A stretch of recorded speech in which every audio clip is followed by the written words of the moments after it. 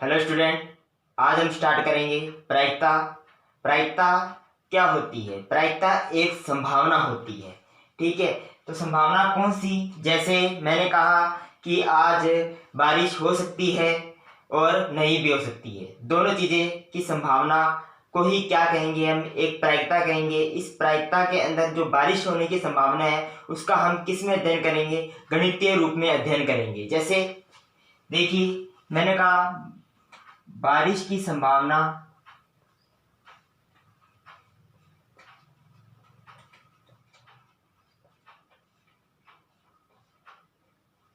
है और नहीं है, तो टोटल कितनी कंडीशन होगी? एक और एक, दो कंडीशन, यानी कुल कंडीशन यानी कुल परिणाम कितने हैं हमारे पास?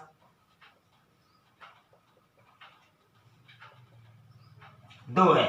यदि वाकई में बारिश हो जाती है तो उसकी संभावना कितनी होगी? यानी कि इसको हम कहेंगे अनुकूल परिणाम। क्या कहेंगे? अनुकूल परिणाम इक्वल टू ए। तो देखिए, जो प्रायिकता का आंसर आएगा वो क्या आएगा? पहला पॉइंट है हमारा प्रायिकता,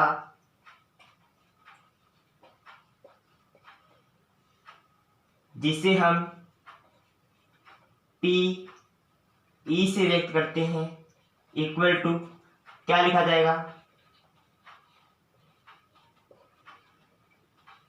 अनुकूल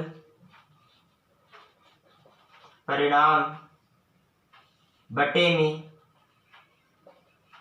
कुल परिणाम। यानी जो हमारी प्रायिकता होती है वो क्या होता है? अनुकूल परिणाम बटे में कुल परिणाम। देखिए, यहाँ P क्या है? पॉसिबिलिटी, और E क्या है? जो घटना घटित हो रही, जैसे बारिश की संभावना। ठीक है, ये एक प्रकार की घटना है। ठीक है, तो वो किसके बराबर होता है? अनुकूल परिणाम बटे में कुल परिणाम के बराबर होता है। अनुकूल परिणाम हमारा कितना है? देखिए, एक, और कुल परिणाम कितना है? दो है। एक बटे में दो यानी कि 0.5, या हम ऐसे कह सकते हैं कि 50% तो बारिश होने की संभावना है, 50% बारिश होने की संभावना नहीं है। तो ये जो है ये हमारा प्रायिकता का सूत्र है। प्रायिकता इक्वल टू क्या होता है? अनुकूल परिणाम बटे में कुल परिणाम। तो हमें ये याद रखना है एक प्रायिकता के बारे में।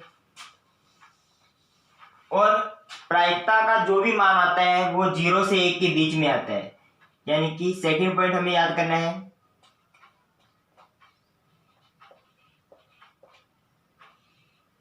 प्रायिकता का मान सदैव 0 से 1 के बीच में होता है। अर्थात हम कह सकते हैं कि जो प्रायिकता PE है उसकी सीमा क्या होती है? 0 से तो बड़ी होती है और 1 से छोटी या उसके बराबर होती है। तो ये प्रायिकता की सीमा है। यानी प्रायिकता का जो भी आंसर आएगा सदैव याद रखिएगा 0 से 1 के बीच में आएगा। कभी भी आंसर माइनस का एक बटे में। तो अगला पॉइंट हमें याद रखना है इसके अंदर, तीसरा पॉइंट, किसी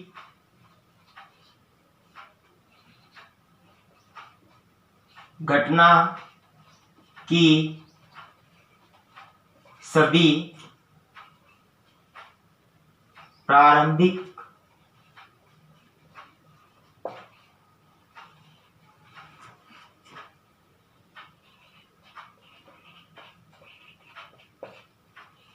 घटनाओं का योग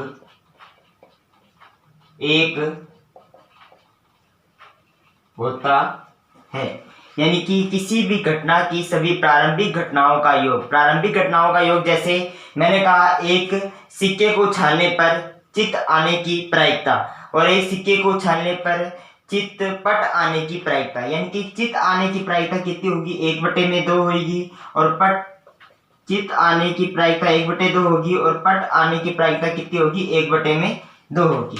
तो यदि हम इन दोनों को जोड़ेंगे तो कितना मान आएगा हमारा? 1 के बराबर होगा। यानी कि ये चित्त और पट कौन सी घटना है, एक सिक्के के ऊपर आधारित घटना है, यानी कि सिक्के के ऊपर घटना आधारित है लेकिन उसके परिणाम कितने हो रहे हैं, 2 हो रहे हैं, तो इन दोनों का योग किसके बराबर होता है, 1 के बराबर होता है। तो ये हमारा तीसरा पॉइंट है प्रायिकता में याद रखने के लिए। अगला पॉइंट, जो भी असंभव घटना होगी, असंभव घटना की प्रायिकता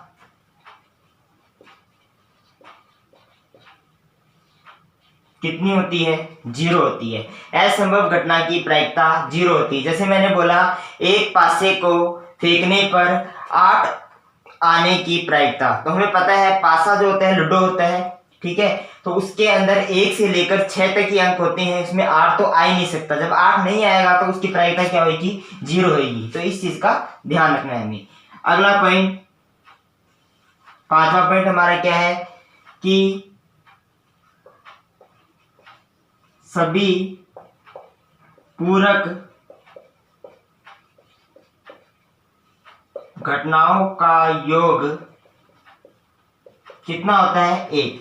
जैसे मैंने लिखा P E plus P E bar equal to 1।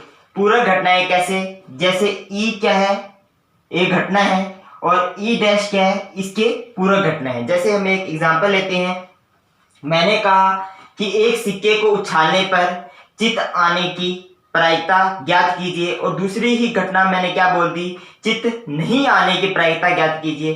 तो चित आने की और चित नहीं आने की प्रायिकताओं का योग किसके बराबर होगा, 1 के बराबर रहेगा। यानी एक दूसरे के विपरीत होती है वो घटना, वो क्या कहलाती है, हमारी पूरक घटना कहलाती है, ठीक है। अब हमारा छठा है, किसी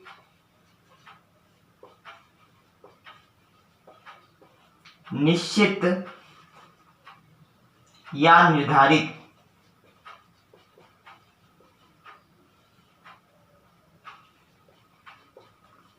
घटना का योग किसके बराबर होता है, 1 के बराबर होता है। तो ये आपको प्रायिकता के 6 पॉइंट ध्यान रखने, कौन कौन से, देखिए प्रायिकता जो होती है वो किसके बराबर होती है, प्रायिकता को पीई से व्यक्त करते हैं हम, और अनुकूल परिणाम बटे में कुल परिणाम। ये ध्यान रखना, हमेशा कुल परिणाम नीचे आएगा, हमेशा बड़ा मान जो होगा वो नीचे ही आएगा, और छोटा मान हमेशा कहाँ आएगा, ऊपर आएगा, ठीक है। अगला पॉइंट है हमारा, प्रायिकता का जो मान होता है सदैव 0 से 1 के बीच में होता है, यानी कि 0 से 1 के बीच में जितनी भी संख्याएं हैं वो सारी इसके अंदर आएगी। जैसे कभी भी इसके अंदर प्रायिकता का मान माइनस का 1 नहीं आएगा, माइनस का, तो यानी माइनस वाली संख्या कभी भी नहीं आएगी। और प्रायिकता का मान कभी भी ऐसे नहीं हो सकता 2, 3, 4, कभी भी ऐसा नहीं होगा। इस चीज का ध्यान रखना है, प्रायिकता का मान 0 से 1 के बीच में। यदि किसी का आ रहा है बाई चांस 2 या 3, आप अपने आप मान सकते हैं कि हमारा सवाल क्या है, गलत है। अगला पॉइंट, किसी घटना की सभी प्रायिकताओं का योग कितना होता है, 1 होता है।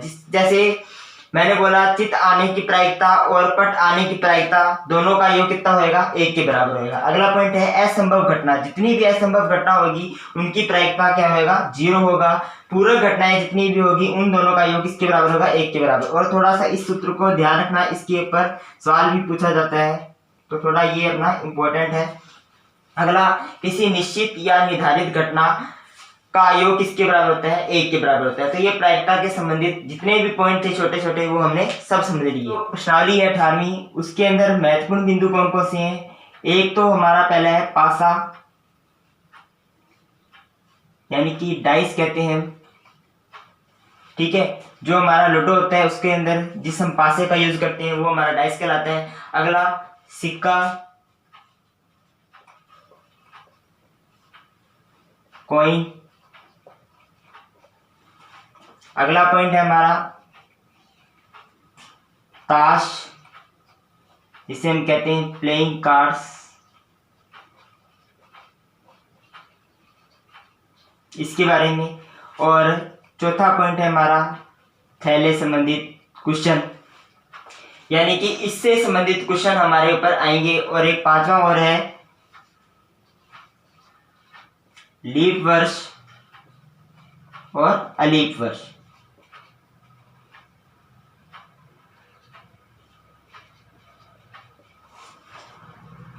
इसके बारे में हम कल डिटेल से चर्चा करेंगे। धन्यवाद, आज हम इतना ही पढ़ेंगे। वीडियो को लाइक करें, कमेंट करें, शेयर करें और सब्सक्राइब अवश्य करें ताकि आपको नोटिफिकेशन मिलता रहे। इस वीडियो को देखने के लिए धन्यवाद।